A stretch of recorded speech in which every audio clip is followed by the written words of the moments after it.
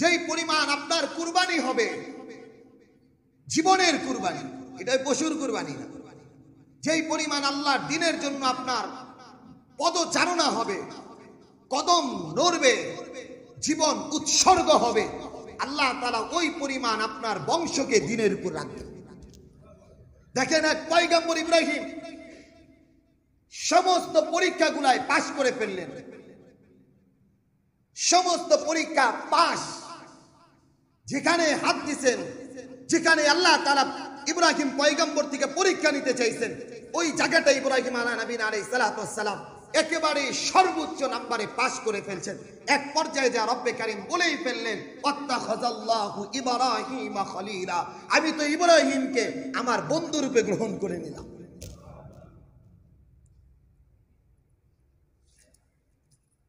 দিনের এক একটা অবস্থা আসলে আমরা চিন্তা করি লজিক, যুক্তি, এরপরে চিন্তা করি মতদার্শ, এটা কি অমুক মতের মধ্যে আছে কিনা, এটা অমুক ব্যক্তি অনুসরণ করে কিনা, এরপরে যায় মানতে শুরু করি। ইব্রাহিম আলাইহিস সালাম বিপরীত ছিলেন। আল্লাহর কোন হুকুম আহকাম সামনে আসার সাথে সাথেই নিজের মাথাটাকে পেতে গ্রহণ করতেন। আল্লাহ তাআলা বলেন আসলামতু, ইব্রাহিম পয়গম্বর আসলামতু লিরাব্বিল আলামিন। যখনই কোনো কাজ আসছে আল্লাহর দ্বীনের জন্য, মাথাকে পেতে আল্লাহর দ্বীনকে আগে প্রাধান্য দিয়েছে। জীবনের প্রত্যেকটা পরতে পরতে, জীবনের প্রথম দিন থেকে নিয়ে একেবারে মৃত্যু পর্যন্ত আল্লাহ তাআলা এক একটা ধাপে ধাপে ইব্রাহিমকে পরীক্ষা করছে। আল্লাহ তাআলা পরীক্ষার ফল হিসাবে কি দান করেছেন? তার বংশধর থেকে 1 লক্ষের উপরে নবী পাঠাইছেন, এমনকি আমাদের শেষ পয়গম্বর নবী আলাইহিস সালামকেও তার বংশ থেকে পাঠাইছেন। আর কি করছেন? আল্লাহ তাআলা বলেন এই ইব্রাহিমকে মিল্লাতা আবিকুম ইব্রাহিম, তোমাদের জাতির পিতা বানায় দিলাম। জীবনের পরতে পরতে সময়ের ব্যবধানে ইব্রাহিমী আদর্শগুলো তোমাদের জীবনে বাস্তবায়ন করতে হবে। হজের মুহূর্ত আসলে ইব্রাহিমকে স্মরণ করতে হবে, কুরবানির মুহূর্ত আসলে ইব্রাহিমকে স্মরণ করতে হবে, খাতনা করতে হলে ইব্রাহিমকে স্মরণ করতে হবে। জীবনের এক একটা পদক্ষেপে ইব্রাহিমকে তোমাদের জীবনের জন্য আদর্শ বানায় দিলাম। কেন এটা? এটা হলো কুরবানির উপরে নিজের জীবনকে উৎসর্গ করার পিছনে যে বেশি মেহনত করবে আল্লাহ তাআলা সবচেয়ে বড় যে পুরস্কারটা দান করবেন, এর বংশধরকে আল্লাহ তাআলা দ্বীনের উপর অটল অবিচলতা দান করবেন। এই যে ইব্রাহিম পয়গম্বরের বংশটা বলতেছিলাম, নিজেও নবী, 2 সন্তানও নবী, নাতিটাও নবী। ইসহাক আলাইহিস সালামের সন্তান ইয়াকুব, উনিও নবী। নাতির ঘরে পুতি, উনিও নবী ইউসুফ পয়গম্বর। এই বংশে আল্লাহ তাআলা 1 লক্ষ নবী পাঠাইছেন। এই বনি ইসরাইল যেটা বলি, এটা ইব্রাহিম পয়গম্বরের বংশে নবী। কেন এটা? ইব্রাহিম পয়গম্বর সর্বোচ্চ কুরবানি করে গেছেন। আল্লাহ তাআলা এই কুরবানির ফসল হিসাবে সন্তানগুলোকে, বংশকে দ্বীনের উপর আল্লাহ তাআলা অটল অবিচলতা দান করেছেন। নবী আলাইহিস সালাম তার বংশীয় ভাবে মাঝে মধ্যেই বলতেন, আমি তো ইব্রাহিমী সন্তান। দোয়াও করছিলেন ইব্রাহিম পয়গম্বর। দোয়ার চ্যাপ্টারটা আগামী সপ্তাহে বলবো ইনশাআল্লাহ কি কি দোয়া করছিলেন। কিন্তু ইব্রাহিম পয়গম্বরের উপর দিয়ে জীবনের যেই ঝড় ঝাপটা গুলো গেছে, এগুলো একটু খেয়াল করেন। জীবনের প্রথমে কঠিন এক মুহূর্ত পার করছে। আগেকার অভ্যাস ছিল গণকি বিশ্বাসী মানুষ ছিল, এখনো অনেক আছে। লোক বসলে হাত দেখা, বলে ভাই হাতটা দেখা, বলে আপনার 3টা ফারাস, 4টা ফারাস, বলে না আপনারা জাদু করছে, আপনার এটা করছে, এটা করছে। চাপা যাইতে 2টা থাপ্পড় দিবে, এরপরে বলবেন তোর যে ফারাটা আছে তুই দেখলি না। এই থাপ্পড়টা দিয়া কইবে এর এই আমার হাতটা দেখার আগে তোর দেখা দরকার ছিল, এই যে 2 মিনিট পরে যে তোরে 2টা থাপ্পড় দিব, এটাও তো তোর দেখা দরকার ছিল। এটা একটা শিরকিয়াত আর কুফরি মতবাদ। কোন হাত মানুষের ভাগ্যের পরিবর্তন করতে পারবে না, ভাগ্যকেও বলে দিতে পারবে। এগুলো যাদের মনোবাঞ্ছা, ওকে হাত দেখা বলে তোমার ভাগ্যের কথা। আরে ভাই, আমি যদি 100টা কথা বলি, 2টা কি লাগবে না? এই লাগার মধ্যে কি আপনি আমার বিশ্বাস করে ফেললেন আমি গাইবি জানি? এটা কেমন চিন্তা ভাবনা আপনার? এই যে মানুষকে হাত দেখানো, মানুষ তাকায় বলে দেয় আপনার এই সমস্যা এই সমস্যা, এগুলো থেকে নিজেকে বাঁচিয়ে রাখা। ওই সময়টা ছিল গণকি সময়, রাজাদিরাজ ওই সময়ের বড় ক্ষমতাধর নমরুদ অ্যালার্ট জারি করে দিল। গণকের সিদ্ধান্ত হইল একটা বাচ্চা জন্মগ্রহণ করবে, যে বাচ্চাটা তোমার মসনদকে, তোমার সিংহাসনকে একেবারে গুড়িয়ে মুছিয়ে শেষ করে দিবে। ঢুকছে তো ভয়, সিদ্ধান্ত নিছেন বাচ্চা হলে হত্যা করে ফেলবে। পাহারাদারিত্ব দিছে। এই আজর ইব্রাহিম আলাইহিস সালামের বাবা আজর, উনিও ছিলেন এই মন্ত্রী পরিষদের পাহারাদারের দায়িত্বে।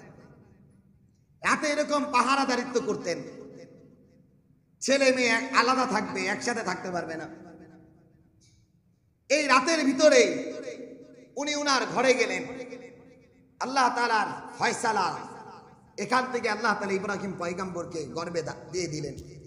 মাও চিন্তা করলেন,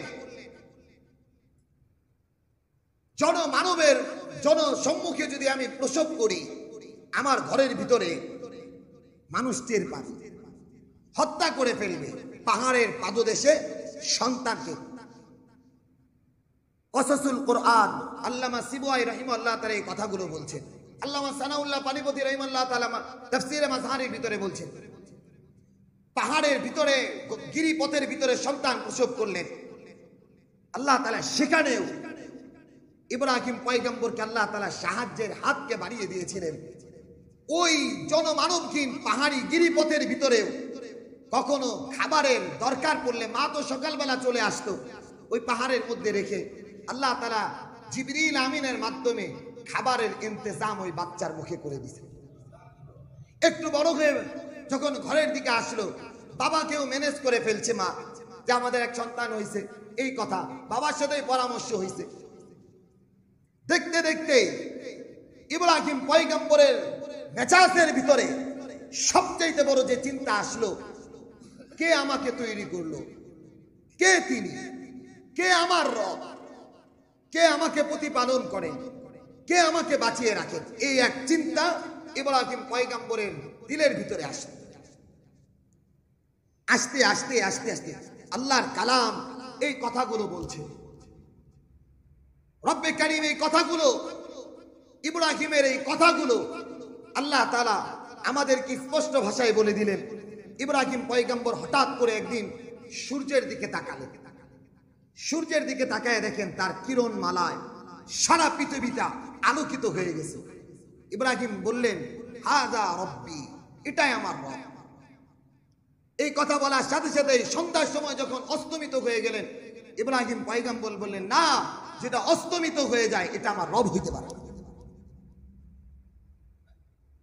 সন্ধ্যার পরে আবার চাঁদ উদিত হলো, চাঁদের কিরণে অন্ধকার আলোকিত হয়ে গেল। ইব্রাহিম পয়গম্বর বললেন, হাযা রব্বি, এটা আমার রব।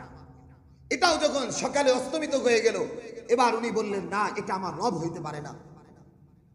সিদ্ধান্ত নিলেন, তাহলে রবকে দিলের ভিতরে বললেন, শুনো, যা দেখা যায় না, মানা যায়, তিনি আমার রব। সুবহান। দিলের ভিতরে সিদ্ধান্ত নিলেন, যাকে দেখা যায় না, যাকে ধরা যায় না, যাকে ছোঁয়া যায় না, তিনি আমার রব। এক অদৃশ্য ক্ষমতার মাধ্যমে আমাকে রব্বে কারীম বাঁচিয়ে রেখেছেন এবং মৃত্যু দান করবেন।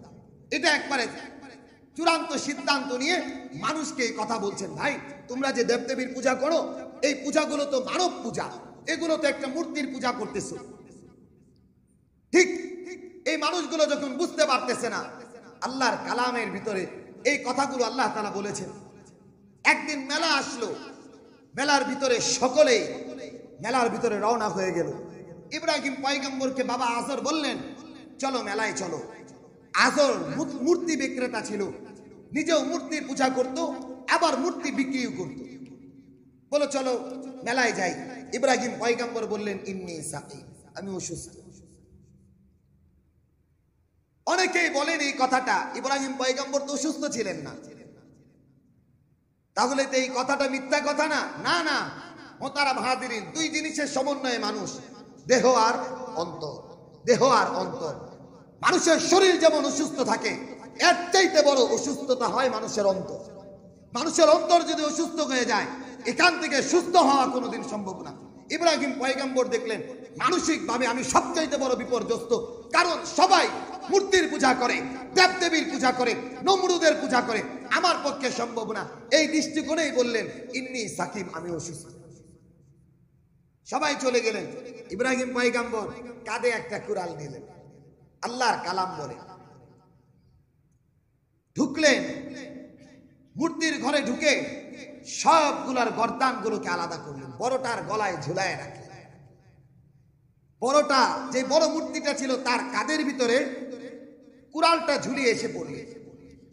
সবাই যখন ফিরে আসলো, এসেই দেখেন তাদের দেবদেবীগুলো ভেঙে চুরমার হয়ে আসে। সবাই এসে বলল কে করলো, কে করলো এটা? মান ফাআলা হাযা বিআলিহাতিনা, কে আমাদের সাথে এমনটা করলো? তারা সকলেই বলল ফাতাইয়াযকুরুহুম ইউকালু লাহু ইব্রাহিম, ওই যুবকের নাম ইব্রাহিম, যে এটা করছে। ইব্রাহিম পয়গম্বরের কাছে আসলেন, আসার পরে বললেন তুমি কি আমাদের মূর্তিদের সাথে এই কাজ করছো? ইব্রাহিম পয়গম্বর নাও করেন নাই, হও করেন নাই। ইব্রাহিম পয়গম্বর বলছেন আমাকে জিগাও কেন, তাদের বড়টাকে জিগাও।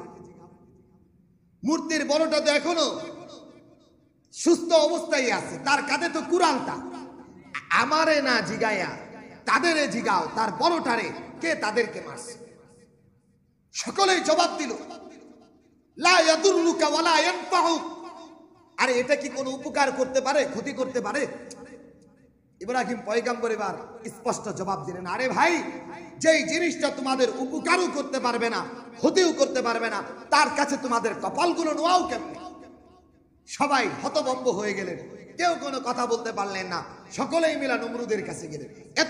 এতক্ষণ পর্যন্ত ইব্রাহিম পয়গম্বরের যিনি পদচারণা, দাওয়াতি মেন্টালিটি, এটা কোনোভাবেই নমরুদের কাছে পৌঁছিল না। এই কেবলমাত্র পরিবার থেকে ইব্রাহিমের বিরুদ্ধে নমরুদের দরবারে বিচার দায়ের করা হয়। নমরুদ তো নিজেই খোদায়িত্ব দাবি করে সমাজকে বিশৃঙ্খলার ভিতরে ফেলে দিছে। এই পরিস্থিতির মধ্য দিয়ে ইব্রাহিম পয়গম্বরকে ডাকলেন। ইব্রাহিম পয়গম্বরকে ডেকে বললেন কে তোমার রব,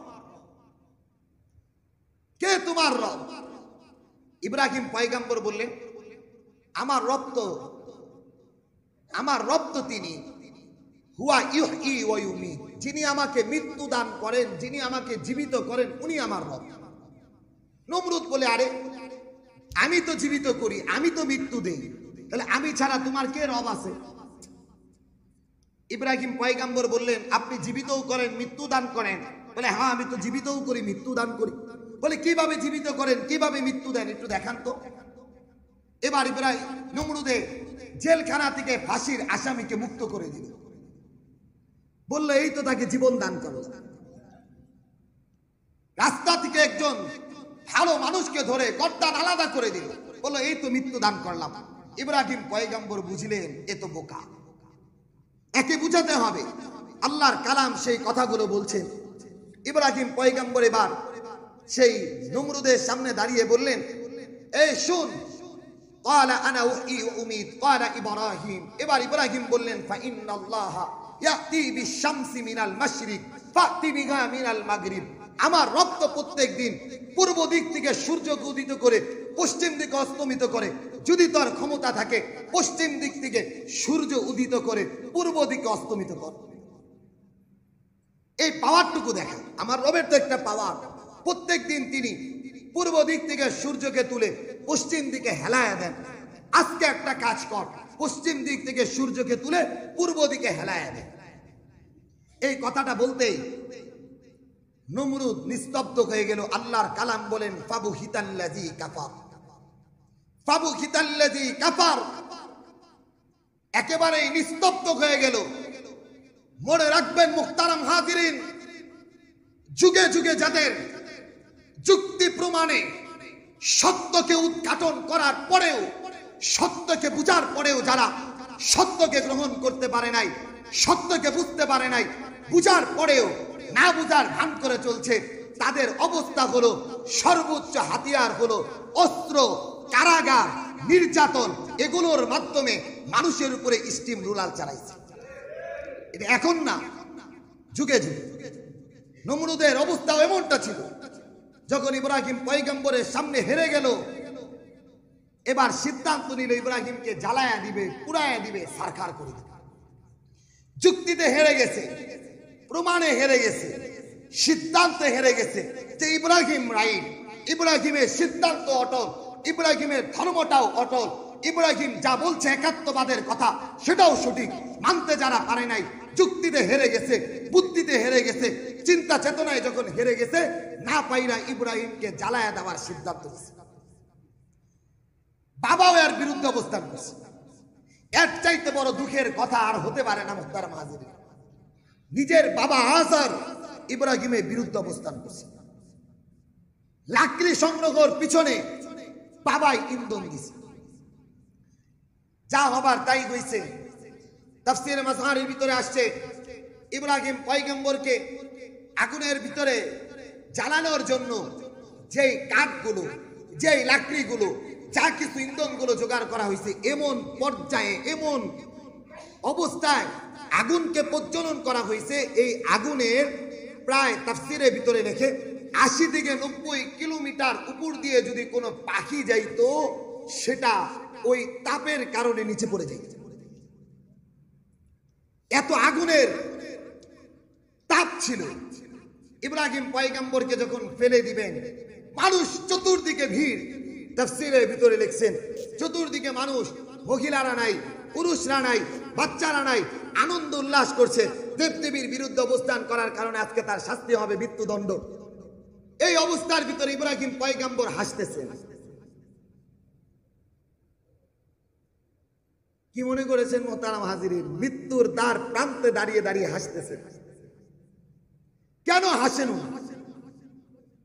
উনি জানেন আমার এই জীবনটা তো আজকে বড়ই সৌভাগ্যবান জীবন হবে, যে আমার জীবনটা আমার মালিকের জন্য উৎসর্গ হয়ে গেল। জিবরিল আমিন আসলেন, এসে বললেন, ও ইব্রাহিম, সাহায্য চাও। ইব্রাহিম পয়গম্বর বললেন, তোমার সাহায্যের দরকার নেই। পানির ফেরেশতা আসলেন, এসে বললেন, ইব্রাহিম, আল্লাহ তাআলা আমাকে এক শক্তি দিয়েছেন, পানি, পানি বর্ষণ করে আগুনকে নিভিয়ে দিন। ইব্রাহিম পয়গম্বর বলে, কোথা থেকে আসছো? বলে, রব্বে কারীমের কাছ থেকে। বলে, তুমি তো আমারে সাহায্য করবা, যিনি আসমানে আছেন উনি কি আমাকে দেখেন না? বলে, দেখে। বলে, তোমার সাহায্যের দরকার নেই।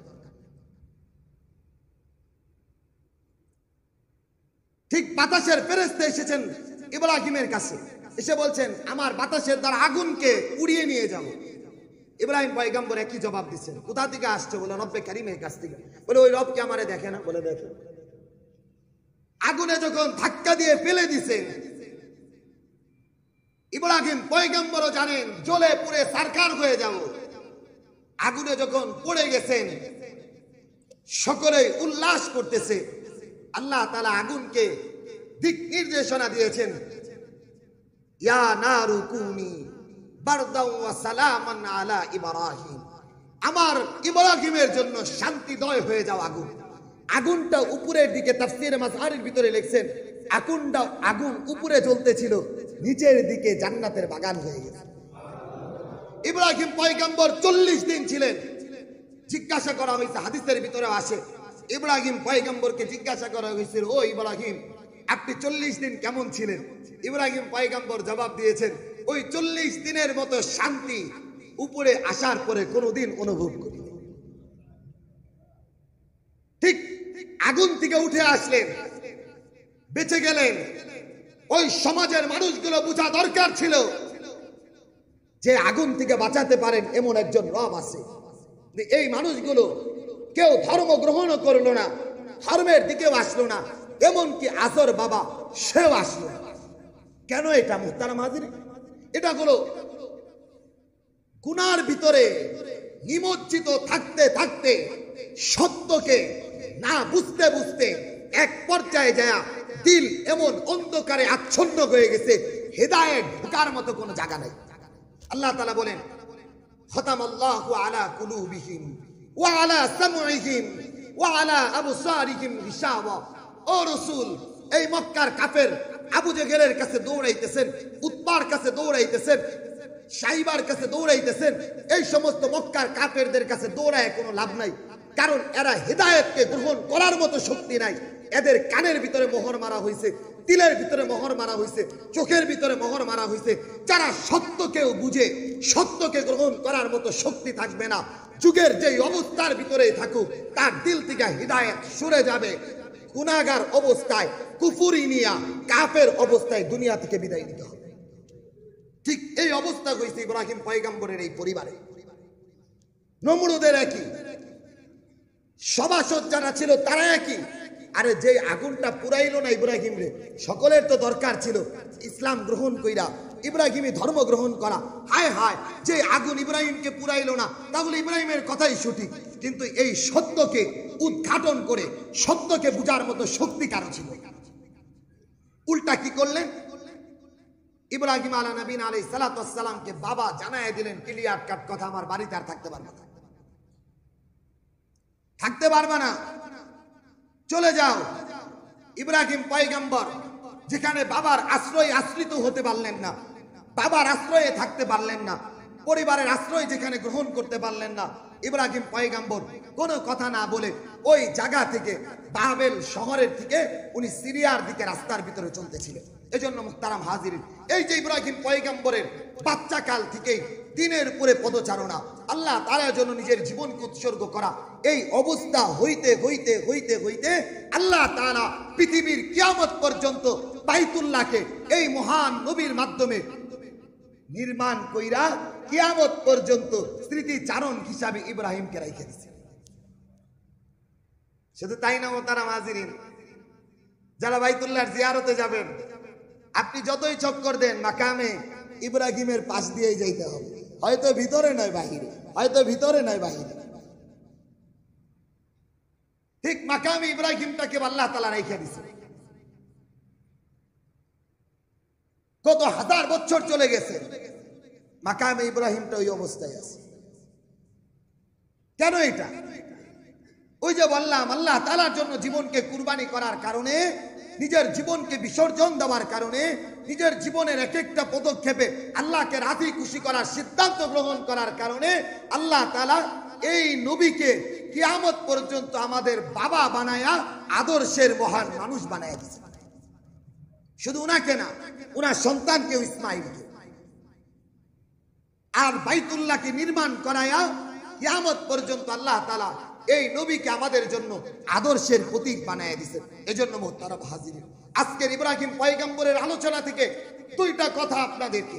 এক নাম্বার কথা, আমি যদি আল্লাহ তাআলার জন্য নিজের জীবনকে কুরবানি করি, আল্লাহর দ্বীনের জন্য যদি আমার জীবনকে বিসর্জন দেই, আল্লাহ তাআলা আমার পরিবারকে অটোমেটিক দিনদার আর পরহেজগার বানায়া দ্বীনের উপর অটল অবিচলতা দান করবে। দুই নাম্বার কথা, আমি যদি দ্বীনের উপর অটল অবিচল থেকে আল্লাহর দ্বীনের জন্য যদি জীবন বিসর্জন দেই, সমস্ত কিছু যদি মাথা পেতে গ্রহণ করি, আল্লাহ তাআলা আমাকেও কিয়ামত পর্যন্ত স্মরণীয় করে রেখে দিবেন। আল্লাহ তাআলা আমাদেরকে বুঝার তৌফিক দান করেন। ইব্রাহিম পয়গম্বর বাইতুল্লাহকে নির্মাণ করেছিলেন, নির্মাণ করে কয়েকটা দোয়া করেছিলেন। এই দোয়াগুলো আগামী সপ্তাহে বলবো ইনশাআল্লাহ। রব্বে কারীম আমাদেরকে তৌফিক